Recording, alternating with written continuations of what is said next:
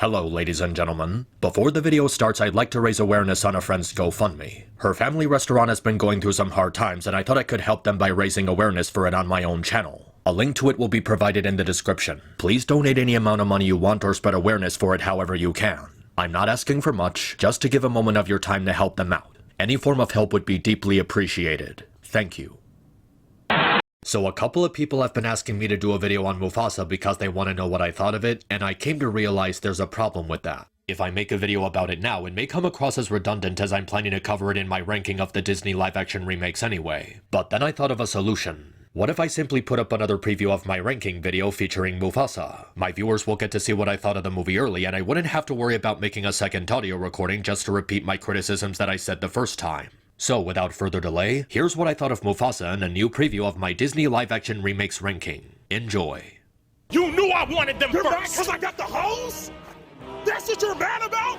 I will give Mufasa the following compliments over The Lion King 2019. The characters actually emote, and I will admit the facial expressions are good if a bit uncanny. They get the feelings of the characters across pretty well with things like sadness and fear and playfulness, which is a huge breath of fresh air over The Lion King 2019 where everyone just had the same stilted face the whole time. And the voice acting of the child characters is pretty good.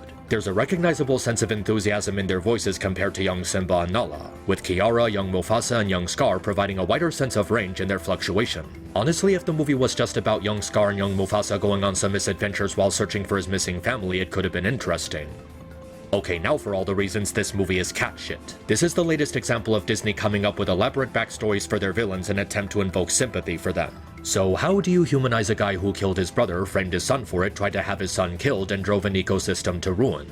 Well, I'll tell you how. By not doing what this fucking movie does. I am so dumbfounded that they made up an entire prequel based on this dumbass throwaway line from The Lion King 2019. Long ago, you chose Mufasa over me, but now there is a new king. So stop being so selfish.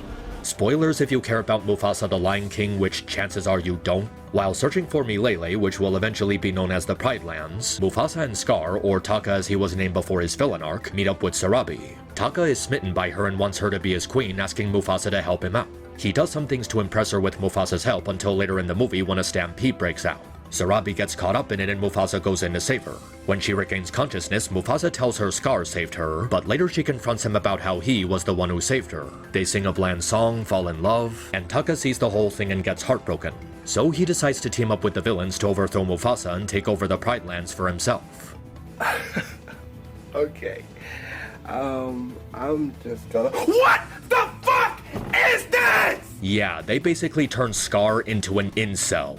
Honestly, this is on par with Dalmatians Killed My Mom in terms of being so stupid that it's actually kinda funny. Like seriously, we're supposed to believe that Scar came up with this elaborate nefarious plan to kill Mufasa and steal the throne because he got friend-zoned. On one hand, it is kinda funny, but on the other hand, it ruins his character. This backstory just makes him look so pathetic and hateable, and not in a villain you love to hate kind of way. Now I just hate him for betraying his family for the pettiest reason you can imagine. Scar in the original didn't have an elaborate backstory for why he hated Mufasa. He just thought power was owed to him because he was next in the royal bloodline and took steps to steal the throne from his nephew. And it worked because it fit the tradition that Disney established at the time. Their antagonists were Saturday morning cartoon villains who just wanted money and power and to take over the world. And Scar in the original was infinitely entertaining and diabolical. He was sniveling and sinister, and it was so enjoyably disgusting how he manipulates Simba throughout the first act. He had an incredibly malevolent aura surrounding him, and he also had a humorous side to his personality. He behaved like an entitled diva with a dry ego, believing that because he was king he was above everyone around him. It was childish but also pretty disturbing given how much he managed to accomplish over the course of the movie. This stuff easily makes him top 5 material when it comes to ranking Disney villains. He was just so deliciously evil and egotistical throughout his screen time. But the backstory that he did all this because Mufasa got Sarabi over him just diminishes all those aspects of his character. He's no longer a snake-like schemer who concocted a plot to take over the Pride Lands out of a lust for power.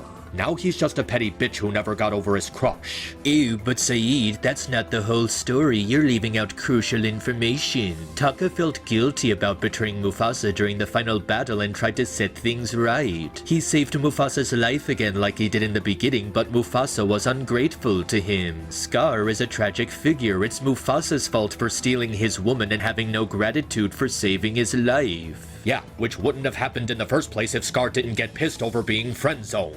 Don't give me that villains are made garbage. This was a miserable attempt to add revisionism to the original story just for the sake of making Mufasa look like an asshole. The only thing it did to improve the story was make Scar's death more satisfying to watch. But okay, let's forget about the whole villain arc and how the movie set up Scar. Is it still any good? Oh fuck no, it's still garbage. It kinda serves as a prequel sequel by making the main plot into a story Rafiki tells Kiara to help her be more brave. It's not an inherently bad storytelling tool, but the movie does a horrific job framing it. It's constantly being broken up by Timon and Pumbaa being obnoxious little shits just so they can shove Seth Rogen and Billy Eichner down your throat. I'm serious, they never shut the fuck up. Every time one of them talks, I wanted to punch them in the face for intruding the story with their painfully unfunny commentary. It actively makes the movie worse because the filmmakers are telling the audience they have no faith in their attention span whatsoever. Instead of just letting you relax and see the story of Mufasa, they have to throw in a bunch of baby comedy with the comic relief being uptight and in your face. My guess is they were trying to recreate the color commentary from The Lion King 1.5. But the reason it worked there was because the movie was entirely about Timon and Pumbaa. It was the events of the story being told from their perspective, and the comedy came from their buddy-buddy dynamic while developing their characters. This is a story being told by Rafiki that doesn't include them at all. They probably weren't even born yet when all this stuff was happening, and even without them, the pacing is still painfully slow. There's more of those stupid scenes where they drag out the movie's runtime with nothing happening on screen just to flex how good the CGI is. The movie is almost 2 hours long with only 1 hour and 15 minutes of substance. It's just more stalling and padded filler to justify the longer runtime of the remakes compared to the originals. And the songs are extremely bland and sleep-inducing. I guess the vocal performances are fine, but the lyrics to these songs are so repetitive and uncreative. The rhythm behind them is wooden and they hardly do anything to further the story or the characters. They're just jukebox songs to pad out the story and soundtrack. They don't have any bombastic visuals or endearing soundtracks like the original Lion King had. It feels like they just put in songs because the original had songs, so this movie has to have songs too.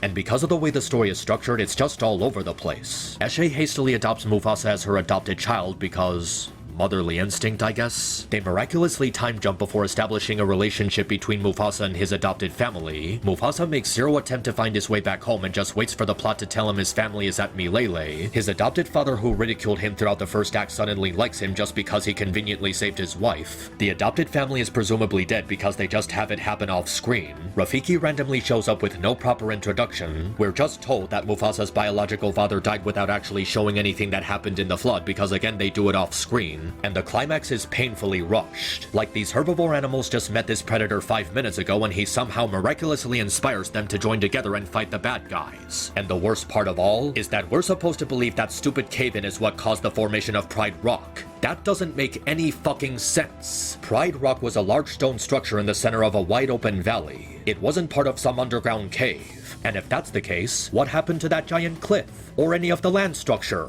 It just disappears. Did you really have to retcon the geography of the Pride Lands just to answer a question no one asked? Oh gee, I wonder how Pride Rock was created. You stupid fucks. And not to mention, Scar's face heel realization comes out of literally nowhere. There's no build-up to it and no real reason for it if he was that butthurt over getting friend-zoned. It's not even impactful because he got his scar from the villain and not Mufasa as punishment for his betrayal. So now the scar on his eye is a symbol of self-sacrifice and risking his life to save Mufasa because the writers just wanted to make Mufasa look like an asshole. The ending is rushed in that Mufasa's mom just magically elects him king with no real objection from any of the animals. They barely do anything to establish a relationship with his biological parents, so the news of his dad dying is just an afterthought. And honestly, this just makes Mufasa look like a humongous dumbass. At this point in the timeline, he's completely aware of how deceitful Scar is and how quick he's willing to betray him. So how the fuck is he shocked or surprised by his betrayal in the main movie? Why would he ever put his trust in him? Why wouldn't he suspect him for having anything to do with that stampede in the gorge where Simba just happened to be at? Why would Mufasa ever allow himself to be caught off guard by Scar knowing about his past betrayal? It's a giant plot hole carried over to the original film, and it makes everything more convoluted. And the tie-ins they do into the original movie are complete horseshit. There's that stupid Pride Rock thing I mentioned before, the completely forced explanation they give for why everyone starts addressing Taka as Scar, the bare bones backstory for how the gang met up. Like, they even had to give us the origin of Rafiki's fucking stick. Like, the fucking stick's origin had to be explained to us. Are you serious? It's all just a dumb checklist the filmmakers went through to make this movie interconnect with the original. There's no natural choices made by the characters. It's all superficial because, well, it's a prequel and we have to do a bunch of references and tie-ins to the original because that's what prequels do. And it doesn't even make sense for Mufasa and Scar to be stepbrothers because it actively retcons things in the original story. Mufasa and Scar are directly stated to be biologically related. You can't just overwrite them. And remember that Great Kings of the Past scene? With Mufasa educating Simba about the past rulers and how they watch over them as a way to tell Simba that Mufasa will always be with him after he passes away? How does that align with this new backstory? What Great Kings of the Past are you talking about if Mufasa was the first one? They literally reference that scene in their stupid tribute to James Earl Jones at the beginning of the film. It's one of the most iconic scenes from the original, and they even had to retcon that, because Bob Iger is an absolute piece of shit. Even the characters are completely bland and forgettable. Mufasa is a bland underdog going on a by-the-numbers hero's journey, Sarabi is a bland love interest, Zazu is still annoying, the villain is completely forgettable, Rafiki is kinda just there to do some wisdom philosophy, and they don't do anything with Kiara to make her endearing. It just feels like she was thrown in there to foreshadow their plans to make a film franchise based on the direct-to-video sequels. Or worse, their plans to do a film series or some sort of Disney Plus series based on the Lion Guard by throwing in Kiara getting a little brother at the end. There's just nothing of value here. It's just another live-action adaptation of Disney's animated classics. And the sad part is, on a conceptual level it could have worked. It wasn't a remake of an already established animated movie. It's an origin story from the perspective of Mufasa and Scar when they were younger. This was an opportunity to do something unique or original, something that could have been refreshing, but it's not refreshing. It's just boring and pale and faded. It completely tarnishes the character of Scar and doesn't do anything of value with the rest of the cast. It's an arbitrary cash grab and a badly written movie that does nothing except waste your time. Just do the same thing everyone else did and watch Sonic 3 instead.